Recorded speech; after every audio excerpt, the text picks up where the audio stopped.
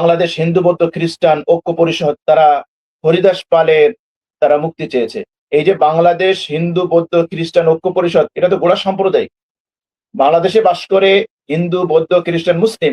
যদি ঐক্য পরিষদ করতে হয় তুমি করো, বাংলাদেশ হিন্দু বৌদ্ধ খ্রিস্টান মুসলিম ঐক্য পরিষদ করো। কিন্তু মুসলমানদেরকে বাদ দিয়ে তোমরা তিন সম্প্রদায় মিলে তোমরা ঐক্য পরিষদ করছো। তার মানে কি তোমাদের উদ্দেশ্য তো ভালো না, তোমার উদ্দেশ্য তো সাম্প্রদায়িকতা সৃষ্টি করা। কেননা এক ব্যক্তির যদি 5টা ছেলে থাকে, এই 5 ভাইকে 5 ভাইয়ের মধ্যে 3 ভাই যদি ঐক্য করে, অথবা 4 ভাই যদি ঐক্য করে 1 ভাইকে বাদ দিয়ে, তাহলে তো বুঝতে হবে যে এই 4 ভাইয়ের মধ্যে সমস্যা আছে। তো ঠিক একই অবস্থা তো বাংলাদেশে, এখানে হিন্দু আছে, বৌদ্ধ আছে, খ্রিস্টান আছে, মুসলিম আছে। তো মুসলমানদেরকে বাদ দিয়ে তোমরা ঐক্য পরিষদ গঠন করছো। তো ঐক্য পরিষদ যেহেতু গঠন করছো, তো একসাথে করতা, তোমরা নাম দিতা হিন্দু বৌদ্ধ খ্রিস্টান মুসলিম ঐক্য পরিষদ, তাহলে বুঝতাম যে তোমাদের উদ্দেশ্য ভালো। কিন্তু তোমাদের উদ্দেশ্য তো খারাপ, তোমরা চাও এদেশে সাম্প্রদায়িকতার সৃষ্টি করার জন্য। এদেশে সাম্প্রদায়িকতার এই বিষ বাষ্প উস্কে দিয়ে এইখান থেকে কিছু সিনারি, কিছু ভিডিও, কিছু বক্তব্য, এগুলো তোমরা রপ্তানি করবা ভারতে। আর ভারতে রপ্তানি করে ভারত এটাকে পুঁজি করে ভারতের মুসলমানদের উপরে তারা অত্যাচার করবে, নিধন করবে, বাংলাদেশের বিরুদ্ধে তারা অপপ্রচার চালাবে, প্রোপাগান্ডা চালাবে, তৎপরতা চালাবে। এগুলোই হচ্ছে উদ্দেশ্য।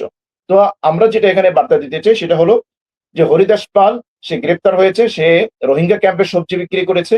ইতিমধ্যে আমরা পত্রপত্রিকায় যেটা দেখেছি যে তার ব্যাংকে 9.35 লক্ষ টাকার লেনদেনের যে বিষয়গুলো এসেছে, একজন সবজি বিক্রেতা, তার এই লেনদেন এটা অস্বাভাবিক। সুতরাং তার বিরুদ্ধে যে মানি লন্ডারিং এর মামলা হয়েছে, এটা তদন্ত হবে। তদন্ত হলে আসল থলের বেড়াল বেরিয়ে আসবে। ইতিমধ্যে বিভিন্ন প্রতিবেদন আমরা দেখতে পেয়েছি যে তার সাথে বাংলাদেশে যে রয়ের 2 জন গ্রেফতার হয়েছে, তার একজন তার বাসায় অতিরিক্ত যাতায়াত করেছে, বিভিন্ন প্রচার মাধ্যম, এগুলোর তথ্য উঠে আসছে। তো আরো কি আছে ভিতরে, যদি সঠিক তদন্ত হয় তাহলে থলের বিড়াল আসলে বেরিয়ে আসবে, যে এর শিকড় কত দূর, কত গভীরে প্রথিত এর শিকড়।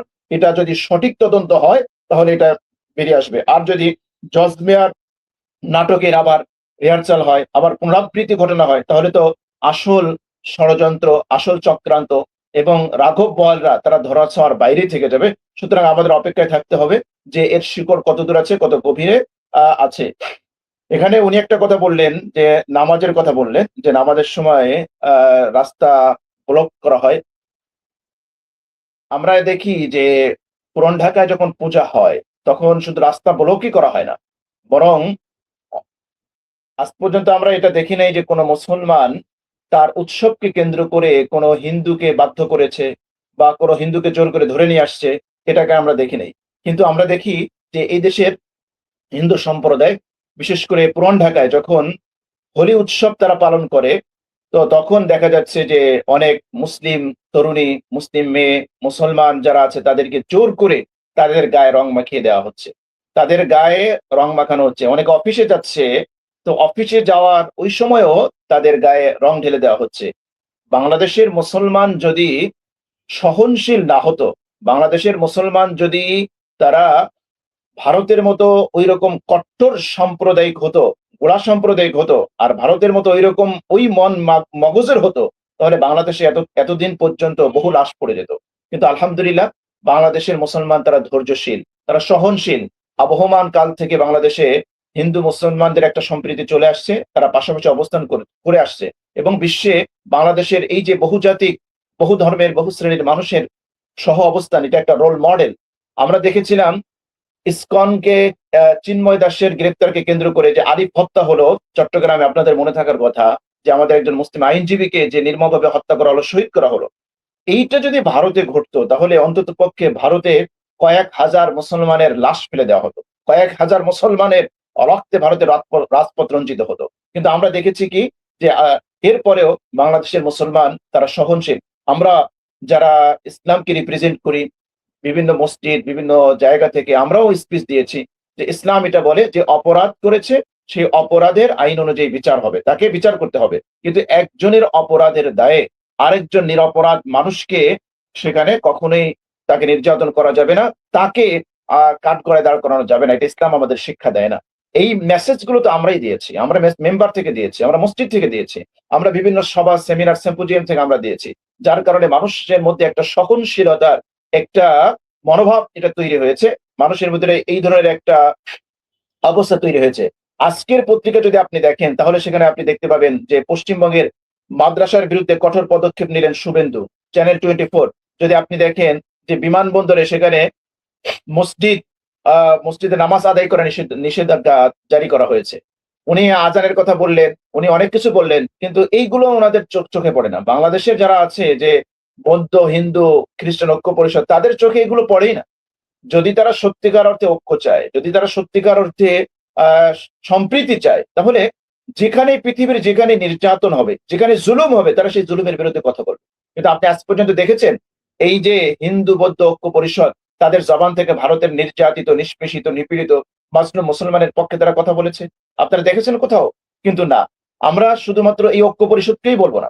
বাংলাদেশের কিছু বাঙ্গু সুশীল আছে, কিছু তথাকথিত সুশীল আছে, কিছু বুদ্ধিজীবী নামের কিছু উচ্ছিষ্টভোগী আছে। তারা দেখবেন বাংলাদেশে যদি কোন সংখ্যালঘু বা অন্য কোন মানুষের গায়ে একটা নখের টোকাও লাগে, দেখবেন টেলিভিশন পাড়া, রামপাড়া, বামপাড়া একেবারে তারা উত্তাল করে ফেলে। একেবারে সেখানে আগুন ধরে যায়। কিন্তু যখন মুসলমান নির্যাতিত হয়, মুসলমানদের উপর যখন নিপীড়ন চালানো হয়, তখন তারা মুখে কলু পেটে বসে থাকে। ভারতে এভাবে মুসলমানদেরকে নির্যাতন করা হচ্ছে। এর অহরহ আজকে তো এগুলো তো জাতীয় পত্রিকার নিউজ সংবাদ। এগুলো তো আর বলতে পারবে না যে অমুক বিদেশ থেকে অমুক জায়গা থেকে এগুলো খবর প্রচার করেছে। কিন্তু এই জায়গাগুলোতে তারা নিরাপদ। সুতরাং আমরা বলব যে দেশের সাথে দেশের স্বাধীনতার স্বার্থে এই ধরনের হরিদাস পাল, শুধুমাত্র হরিদাস পাল এটা বলবো না। এই ধরনের চৈতালি চক্রবর্তী সহ আরো যারা আছে তাদেরকেও গ্রেফতার করা দরকার। অচিরেই তাদেরকে গ্রেফতার করা দরকার। আইনের আওতায় আনা দরকার এবং তাদের সঠিক তদন্ত করা দরকার যে কারা বাংলাদেশের এই সুন্দর পরিবেশকে যারা অস্থিতিশীল করে যারা ঘোলা পানিতে মাছ শিকার করতে চায়, কারা বিদেশি এজেন্ডা বাস্তবায়ন করতে চায়, কারা এদেশের এই সাম্প্রদায়িক দাঙ্গা, এই সাম্প্রদায়িক উস্কানি এগুলো সৃষ্টি করে কারা বিদেশি এজেন্ডা বাস্তবায়ন করতে চায়, এগুলো এখনই এই মুহূর্তেই এগুলো শক্ত হাতে যদি দমন করা না হয়, তাহলে এর খেসারত শুধুমাত্র সরকারি দলকে নয়, পুরো বাংলাদেশকে দিতে হবে, পুরো বাংলাদেশ সবাইকে দিতে হবে। আমরা আগে টকশো গুলোতেও বলেছি, যারা এদেশের সাধারণ হিন্দু আছেন, আমরা তাদেরকেও বলবো যে খবরদার, আপনারাও এই ধরনের উগ্র, এই ধরনের ভারত প্রেমী, এই ধরনের ভারতের উচ্ছিষ্টভোগী কিছু মানুষ আছে যারা হিন্দু পরিচয়ে এদেশে থাকে। এরা মূলত এদেশের হিন্দুদের রিপ্রেজেন্ট করে না। হিন্দুদের মুখপাত্র তারা নয়, তারা ভারতের গুপ্তচর, তারা ভারতের উচ্ছিষ্টভোগী, তারা ভারতের দালাল, তারা 2026-এর ভারতের রাজাকার। এদের পাতা ফাঁদে আপনারা কিন্তু পা দিবেন না। এরা চাচ্ছে যে কোনো ভাবে হিন্দু মুসলমানদের দাঙ্গা লাগাতে। এরা কিন্তু ঠিকই চলে যাবে ভারতে। বাংলাদেশে কিন্তু আপনাদেরই থাকতে হবে, আপনারাই থাকবেন। আপনারা আমরা মিলেমিশে থাকবো এখানে। সুতরাং ওদের কথায়, ওদের চক্রান্তে, ওদের পাতা জালে, ওদের পাতা ফাঁদে বাংলাদেশের কোনো হিন্দু যেন কখনোই পা না দেয়, তারা যেন এটাতে না জড়ায়, এজন্য আমরা উদাত্ত আহ্বান জানাবো। ধন্যবাদ ইনামুল ভাই।